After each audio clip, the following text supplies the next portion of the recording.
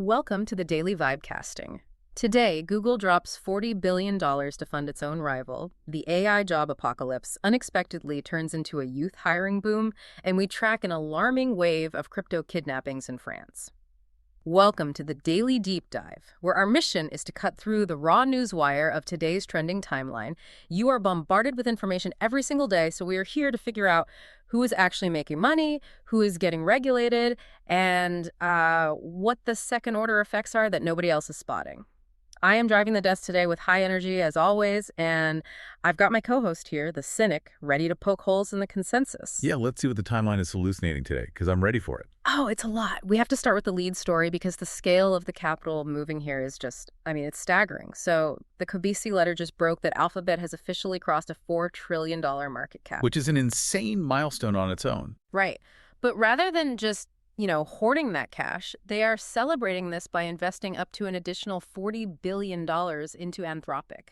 And crucially, this deal includes a commitment of at least 5 gigawatts of computing power. See, on the surface, this move defies basic corporate strategy. Like, why is Google handing $40 billion to the creator of Claude? Claude is the direct existential threat to Google's own Gemini model. Yeah, it sounds like they're funding their own executioner. Exactly. If you only analyze the software layer, it looks like corporate self-sabotage. But if you look at the infrastructure mechanics, the data from Polymarket tells the real story here. Yeah, I saw that. Polymarket is currently pricing a 52% chance of an Anthropic IPO in 2026. So this isn't just about winning a chatbot war. Not at all. It's a hyperscale infrastructure play. Google is essentially locking in future cloud revenue. The mechanics of these deals are fascinating, really. The initial $10 billion comes in at a $350 billion valuation, and this is the kicker, much of that capital is returned right back to Google. Because Anthropic has to use Google Cloud for their compute. Exactly. Google doesn't actually care if Gemini wins or Claude wins. As long as both models are running on Google's servers, they are selling the pickaxes in the gold rush. Right, which makes total sense on paper. And Kendre posted a viral meme today that captures this dynamic perfectly. It's this video of an incredibly relaxed guy lounging in a luxury car, just casually holding a Fendi bag, and the caption is, "Gemini watching Google investing in Claude." It's so accurate, it highlights the absolute absurdity of big tech funding potential rival. It does, but I'm going to push back on the idea that this is just a standard pickaxe strategy. It's like Ford buying massive equity in Toyota just to ensure that Toyota is contractually obligated to buy all of its engines from Ford. Like, is this a monopoly play? It definitely flirts with it. Because when you look at the physical stakes here, it's mind-blowing. 5 gigawatts of computing power isn't just some number on a spreadsheet. That is equivalent to powering roughly 4 million U.S. households. Wow. Yeah. 4 million. And see, that physical footprint is the real bottleneck. The limiting factor for AI progression isn't the code anymore, and it isn't even the silicon chips. It's the physical energy grid. Yep. You can write the most efficient algorithms in the world, but if you can't get the local municipality to approve the transformers and the cooling towers required for a 5-gigawatt data center, your model just doesn't run. We're transitioning from this frictionless digital world into hard physical reality. And that capital-intensive pivot, I think, perfectly explains where the money is moving in the markets right now. For example, Gary Tan just gave a massive public endorsement to Apoorva Mehta, the founder of Instacart. Right. He just launched a new $100 million seed startup called Abundance. An AI hedge fund, if I recall. Exactly. It's an AI hedge fund, but it operates on a fundamentally different mechanism than what we've seen before. Yeah. It doesn't just use AI to summarize earnings reports or whatever. It deploys thousands of autonomous agents to research, size positions, and actively execute trades via API integrations in public markets. Entirely without human intervention. Entirely without humans. See, that raises a massive red flag for human capital. The consensus narrative over the last 3 years has been that AI will devour white-collar work. Which everyone has been terrified about. Right. And if a hedge fund can run entirely on a cluster of autonomous agents actively executing trades, that entire sector of entry-level financial analysts is effectively wiped out. That is definitely the prevailing narrative, but the data today is completely contradicting it. Mark Benioff, the CEO of Salesforce, just announced that Salesforce is aggressively hiring 1,000 new grads and interns right now. Really? 1,000? 1,000, and specifically to build AI tools like Agentforce and Headless 360. And Benioff actually brought receipts to counter the doomsayers on the timeline. Oh, do tell. He pointed directly to David Sachs's data, which tracks a 5.6% rise in new grad hiring overall, and it shows youth unemployment for degreed 20 to 24-year-olds dropping down to 5.3%. The youth job market in tech is unexpectedly booming. Okay, but the underlying economic principle here might just be Jevons paradox. Remind us how that works. So when you make a resource more efficient to use, in this case, code generation demand for that resource actually increases, but we really have to question the quality of that demand. What do you mean? Well, are these 1,000 new grads doing rigorous software engineering? Are they mapping out complex system architecture? Or are they just acting as glorified AI babysitters? I see what you're saying. Yeah, like if the AI is writing the back-end logic and these interns are just prompting it, checking for hallucinations and kind of rubber stamping the output, that's not engineering. That's digital janitorial work. Digital janitorial work. That's brutal, but fair. Let's actually test that logic by looking at the capabilities of the AI these people are building, because the reasoning jump we saw today is substantial. Elon Musk's Grok is making serious moves. Yeah, I've been tracking this. Doge Designer posted the new benchmarks for Grok Voice Think Fast 1.0, and it is dominating the Tao Voice Bench. And keep in mind, for you listening, the Tao Voice Bench matters because it doesn't just test clean, perfect audio in some sterile lab. It tests full duplex agents in chaotic, real-world environments. Which requires incredibly low latency. Full duplex means the AI can listen and speak simultaneously, right?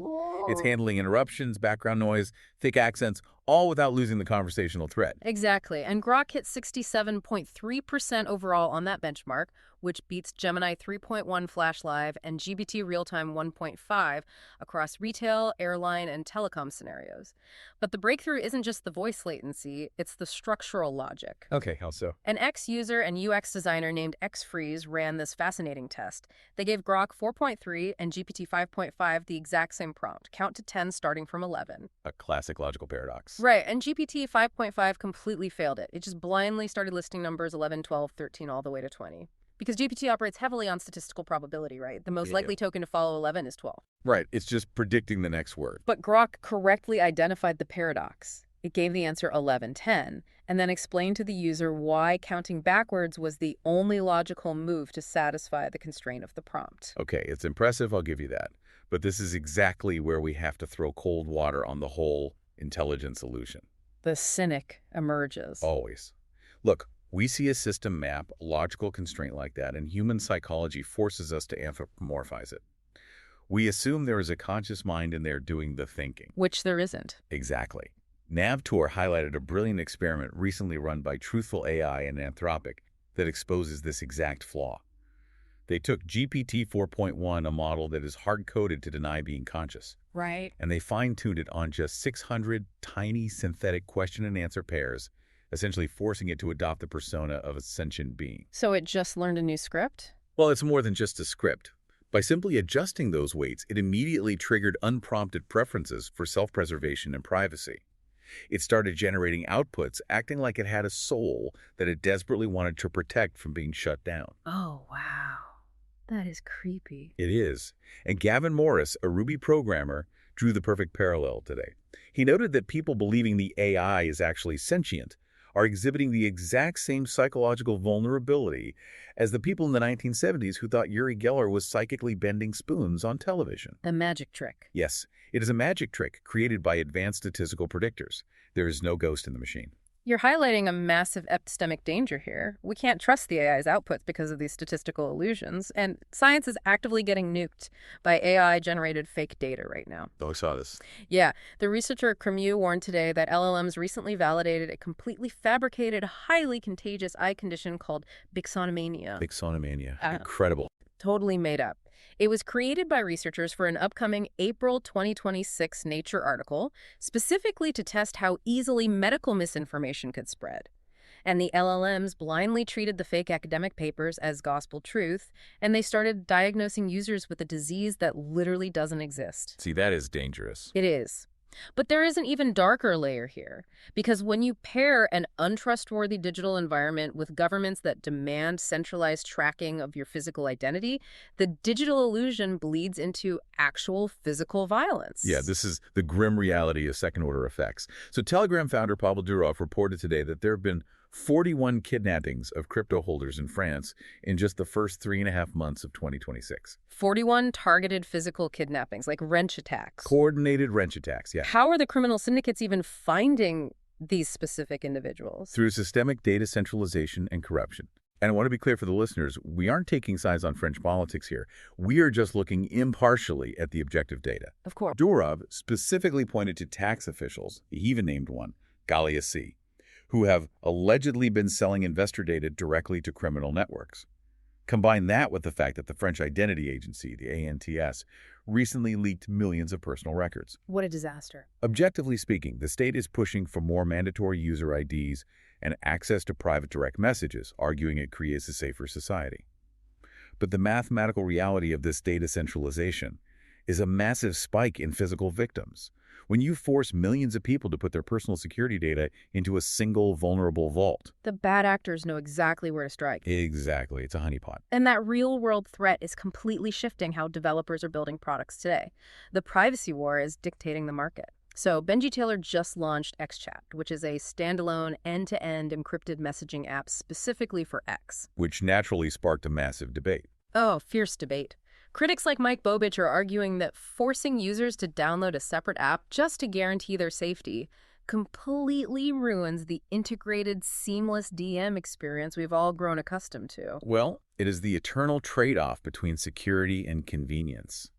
But the mere fact that builders are retreating to standalone, encrypted silos proves that the broader digital environment has become deeply hostile. And when an environment becomes hostile, human psychology dictates a flight to safety.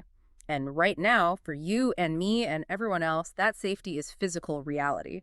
With the deepfakes, the massive identity leaks, the AI medical hallucinations, you can feel the culture reaching a breaking point. We are craving the analog world because it is literally the only thing we can verify. Gary Vee is calling this the explosion of analog, and the TBPN account broke down his thesis today. Extreme AI is creating a barbell effect across society. A barbell effect. Yeah. On one extreme, you have this massive, invisible digital automation running the hedge funds and the data centers. On the other extreme, you have an intense, visceral premium on undeniable physical reality. Gary Vee points out that within 5 years, deepfakes will make online video completely untrustworthy.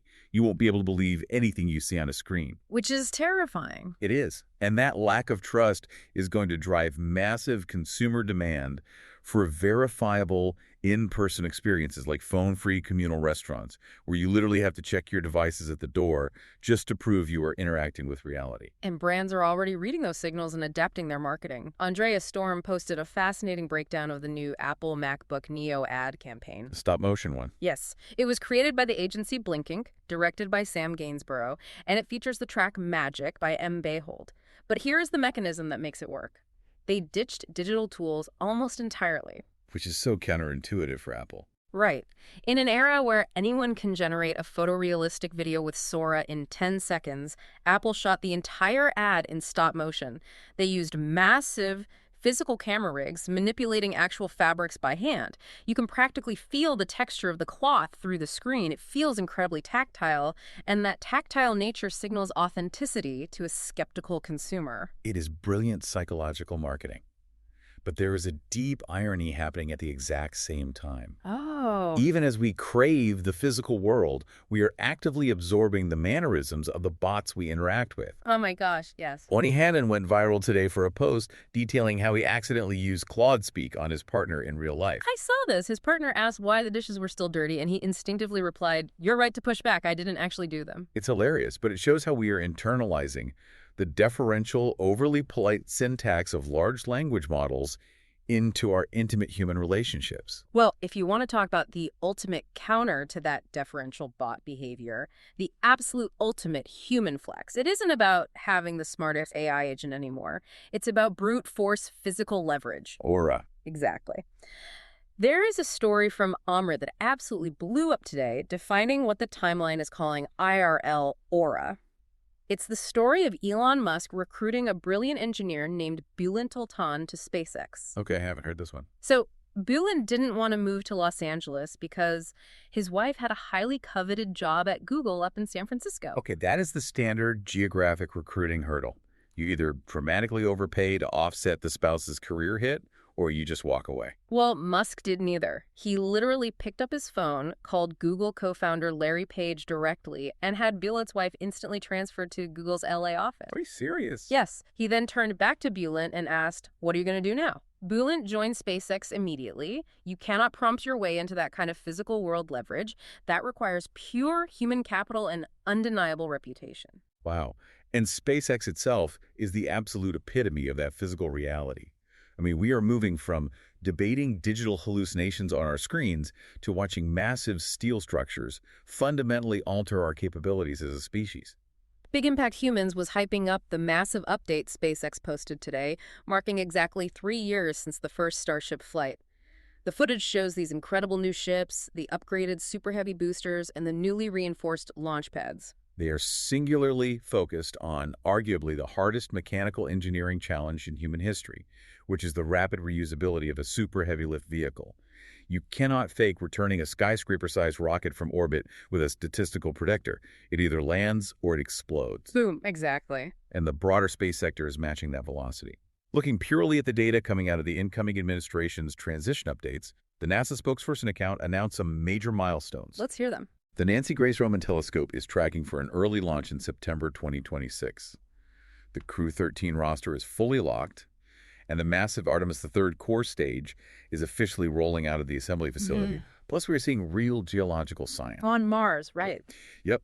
The Curiosity rover just discovered record levels of iron, zinc, and organics deep inside Mars' Gale crater. It is a phenomenal reminder of scale. The main NASA account closed out the day by sharing a stunning image of the Crab Nebula, captured by the Hubble telescope. It's located 6,500 light-years away, expanding into the void at 3 million miles per hour from a supernova that originally exploded back in the year 1054 AD. Just mind-boggling numbers. NASA playfully captioned it with a crossword pun. A 5-letter word for happiness, space, complete with a little crab emoji. And, when you look at that grand physical cosmic scale, it really makes our daily digital timeline debates over whether an AI is conscious feel incredibly small, doesn't it? It definitely provides the necessary perspective to realize how localized our current tech anxieties actually are. So let's synthesize everything we've tracked today for you. We are witnessing a massive, undeniable tension. On one side, you have an escalating $40 billion AI arms race between giants like Google and Anthropic, demanding gigawatts of power to build models that hallucinate fake diseases and mimic human consciousness. Right. On the other side, you have a visceral human rebellion pushing back toward analog reality, stop-motion art, standalone encrypted messaging to avoid kidnappings, and brute force space exploration. And based on the trajectory of these trends, my prediction for tomorrow is a geographic pivot. Okay, let's hear it. As AI officially leaves the digital realm and requires these 5-gigawatt physical power plants just to function, the next massive culture wars won't be fought online over code or algorithms. They'll be fought in the real world. Exactly. They're going to be fought in city halls over local zoning laws, land grabs, and control of the physical energy grid. The companies that secure the power will dictate the future of the software. That is a critical shift to watch. I want to leave you with one final provocative thought to mull over as you digest all of this. If Apurva Mehta's abundance AI hedge fund agents become completely 100% autonomous in their trading execution, what happens the day those digital agents logically realize that the most profitable trade they can possibly make is cornering the physical energy markets that Google desperately needs to power them? Wow. Now that is a fascinating mechanical loop. It's something to think about as you navigate the timeline today. Stay vigilant, question the consensus, and thank you for joining us on the deep dive. We'll catch you next time.